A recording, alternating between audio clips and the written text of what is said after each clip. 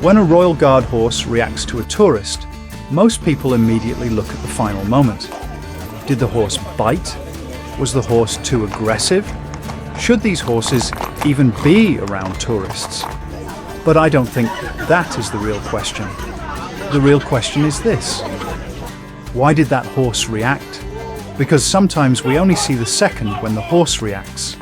We do not see what happened just before it. Did the tourist get too close to its face? Did they reach for the reins? Did they invade its space? Maybe the problem is not that the horses react. Maybe the problem is that some tourists do not take the boundaries of a living animal seriously. Some people say, a horse should not bite. Horses should not be around tourists. There is no need for horses in such a crowded place. Maybe this tradition should change. We see those comments, but before blaming the horse, we should ask what pushed it to that point. Royal Guard horses are not tourist decorations. They are living animals that have been part of this tradition for centuries, serving alongside the guards. Yes, they are trained. They are used to crowds, noise, cameras, and constant movement. But trained does not mean lifeless. They are not machines. When someone gets too close, reaches toward the reins, leans into the horse's face, or makes a sudden movement, the horse notices it. It can read closeness, tension, body language, and uncomfortable behaviour very quickly. Maybe saying they read intentions is too much, but they often notice the difference between a calm approach and a disturbing one faster than we do. Sometimes the horse's reaction is not aggression, it is simply showing its boundary. And this is the strange part. Some tourists disturb the horse. Then when the horse reacts, the horse becomes the problem. Get out! This horse should not be here. If it bites tourists, remove it. Put a statue there instead. Honestly, that feels too easy to me. Someone enters the space of a living animal, makes it uncomfortable, and then suggests removing the animal as the solution. Instead of correcting human behaviour, they want to change the tradition itself. Is that really fair? When people think of horse guards, they do not only think of the soldier, they think of the horse too. That posture, that discipline, that tradition. If you remove the horses completely, does the same tradition still remain? Some people criticize it from another angle. Horses smell. They make the area dirty. They leave droppings. Yes, a horse is a living animal. Cleaning, smell, and care can be discussed. These are real issues.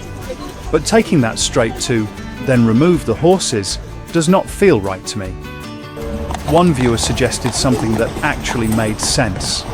A drainage-style system under the horses' standing area, with faster cleaning and better smell control. That kind of solution protects the tradition instead of simply removing the horses, because the goal should not be to destroy the tradition. If there is a problem, solve it better. Some people only see the horses as a problem. They say they smell, take up space, react, and create risk. Get off the rein! But I cannot look at it that way. These horses are part of the guards, part of the ceremony, part of the British royal tradition. And respect is not only shown to the guard, it should also be shown to the horse. Think about it. Every day people pass by, take photos, reach out their hands, get too close, or try to provoke a reaction. And despite all of that, most of the time, these horses stay calm. But at some point, a horse may show that it is uncomfortable. What is so surprising about that? Maybe the surprising part is how casually some tourists act around such a powerful living animal. As if the horse is a toy, as if the reins are an accessory, as if the guard is only there for a nice picture.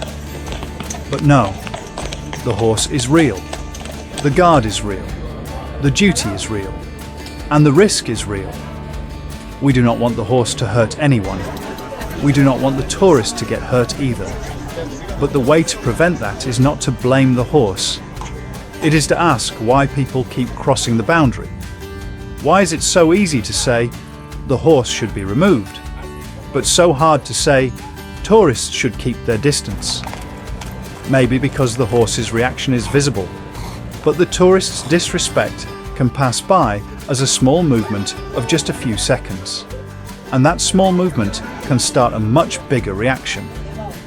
There is another question people rarely ask. What happens to these horses after duty? Where do retired Royal Guard horses go? Who looks after them? That may deserve its own video, because you cannot fully understand this tradition without understanding the horses behind it. In the end, the question is simple. Are Royal Guard horses really the problem? Or are some tourists' behaviours making the problem bigger? Should the horses be removed? Or should people learn to respect the boundaries of a living animal? If there are problems like smell and cleaning, can they be solved with modern systems? Or are these problems enough reason to end a tradition that has continued for centuries? I genuinely want to hear your thoughts in the comments, especially those of you who have seen these horses in person at horse guards. Do you think the horses are an essential part of this tradition? Or do you think horses are no longer needed in this duty? To me, this is not only about the horses reacting. It is about what we see and what we fail to see when we look at that reaction.